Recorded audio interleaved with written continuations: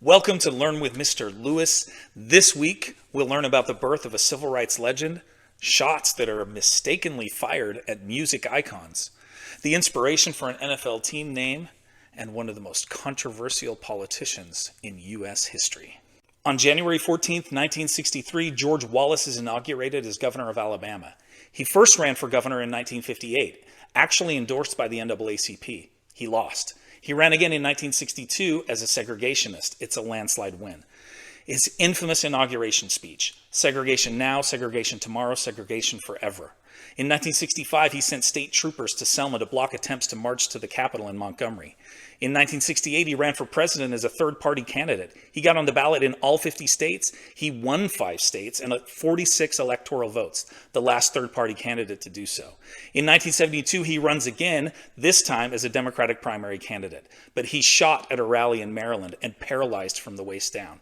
It changed him. He contacted civil rights leaders to ask forgiveness. In 1982, he's elected governor again, but this time with black support. And he appointed more blacks to positions than any other Alabama governor. And he died in 1998. On January 15, 1929, civil rights leader Martin Luther King Jr. is born in Atlanta. His father was a popular minister there. The house MLK grew up in is a historic site today. Let's look at a few of the events that shaped young Dr. King. He first began to understand a race problem existed when he was about 6. He had a white friend whose father owned the store across the street. When they started school, the boy told MLK that his father said they couldn't play anymore. It made him initially hate white people. At age 14, he went to a high school oratorical contest in Dublin, Georgia. He gave a speech where he said that if freedom is good for any, it is good for all. He and his teacher took a bus back to Atlanta. A white passenger got on, and they had to move to the back. He said it was the angriest he had ever been in his life. The summer after high school, he worked on a farm in Connecticut, then took a train back to Georgia. At Washington, D.C., segregation rules returned, and he had to sit behind the curtain. He said that it was a bitter feeling going back to segregation. It did something to his sense of dignity and respect. He said that, however, as he met more white people, a spirit of cooperation took over. On January 16, 1996, Jamaican police mistake Jimmy Buffett for a drug smuggler. Jimmy Buffett is known for his music with an island vibe, including his most famous song Margaritaville, around which he built a brand. In 1996, Buffett was piloting his seaplane, the Hemisphere Dancer, from Miami. U2's Bono was on board with his wife and kids, along with Chris Blackwell, founder of Island Records. They had just landed in the water and were taxiing, and then the Jamaican police opened fire. The plane was hit a few times, putting some bullet holes in the fuselage. Miraculously, no one was hurt. Bono said, "These boys were shooting all over the place. I felt as if we were in the middle of a James Bond movie, only this was real. It was absolutely terrifying, and I honestly thought we were all going to die." The Jamaican government apologized. The incident inspired the Buffett song Jamaica Mistaka. Here are some of the lyrics. "Well, you should have seen their faces when they finally realized we were not some coked-up cowboys sporting guns and alibis." On January 17, 1893, American sugar planters overthrow Hawaiian queen Liliuokalani. Polynesian voyagers may have arrived in the Hawaiian Islands as early as the 5th century AD. Englishman James Cook discovered the archipelago in 1778, naming it the Sandwich Islands. American traders and missionaries started arriving in the early 19th century. And in 1835, William Northey Hooper of Boston established the first sugar plantation. In 1840, a constitutional monarchy was established, stripping the monarch of much of his authority. In 1844, Sanford Dole was born in Hawaii to American parents.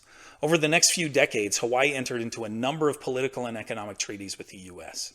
In 1877, the U.S. naval base at Pearl Harbor is established. In 1891, 52-year-old Liliuokalani ascended to the throne. January 1893, Dole staged a coup with the support of the U.S., and Hawaii is proclaimed at first a U.S. protectorate, then 1898 annexed, and then 1959 a state. On January 18, 1689, French nobleman Montesquieu, whose ideas heavily influenced the U.S. Constitution, is born. Charles-Louis II, Baron de la Pointe de Montesquieu, is an underrated figure in history. He was born at the Château de la Pointe in southwest France. His early life was a time of political change in Europe, including the 1689 Glorious Revolution in Britain, which profoundly impacted him. Financial security enabled him to dedicate himself to writing, with topics ranging from the law to the sciences to political philosophy.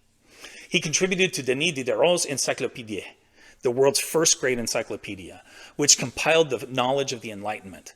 His most important work was the 1748 Spirit of Laws, where he argued for a constitutional system of government with a separation of powers into 3 branches of government. He also argued for civil liberties and an end to slavery. He died in 1755, but 32 years later he had a profound impact on the framers, especially James Madison, who based his Virginia plan on that system. On January 19, 1809, Edgar Allan Poe is born in Boston. Poe is one of America's greatest authors, but he lived a tragic life. The family moved to Virginia soon after his birth. At age 1, his alcoholic father abandoned the family. At age 2, his mother died of tuberculosis. 3 days later, his father died. The 3 children were split up. His brother Henry went to paternal grandparents in Baltimore. His sister Rosalie was adopted by a family in Richmond. Edgar was taken in by the Allen family in Richmond. They gave him his middle name, but never formally adopted him. His foster mother died when he was just 20. He was engaged to Elmira Royster Shelton, but her father objected. Eventually, he ends up in Baltimore, where he married his first cousin, Virginia Clem. She was 13. He was 27. She died of tuberculosis 11 years after their marriage.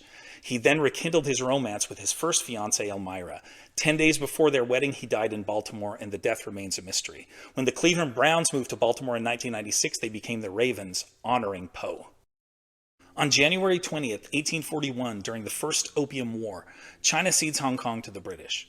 In 1839, Britain invaded China after China banned the opium trade and seized supplies from British merchants.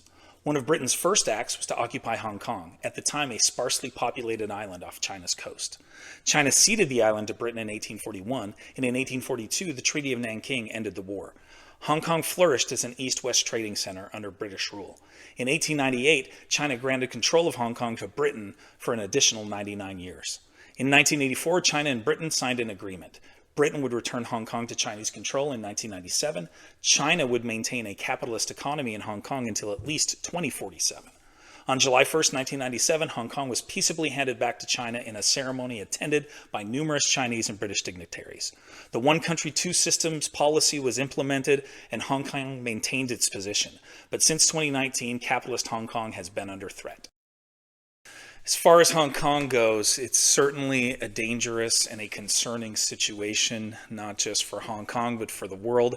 I feel like the COVID pandemic really took the world's attention off of the situation in Hong Kong back in late 2019 and early 2020.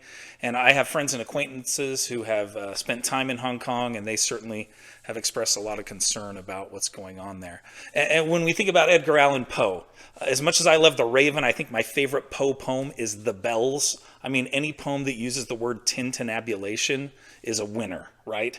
But if I'm looking at all of Poe's work, I think my favorite is the short story The Cask of Amontillado. I'd love to know what your favorite work by Edgar Allan Poe is. Oh, also, when we talk about Poe and the Baltimore Ravens, I mean, Ravens is one of the best NFL team names out there. It's right up there with other historical names like the 49ers, the Patriots, and the Steelers. Probably the worst NFL team name is actually my favorite team, the Arizona Cardinals. Makes no sense. Cardinals, that's not like the number one bird here in Arizona. Maybe they should have changed names when they moved out here and become the Roadrunners or something. Or the Cactus Wrens, the state bird of Arizona. Thanks. Do you want to see some more of Mr. Lewis? Of course you do. You're addicted. There's a great video here, another great video here, and you can subscribe right here. Do you want to see some more of Mr. Lewis? Of course you do. You're addicted.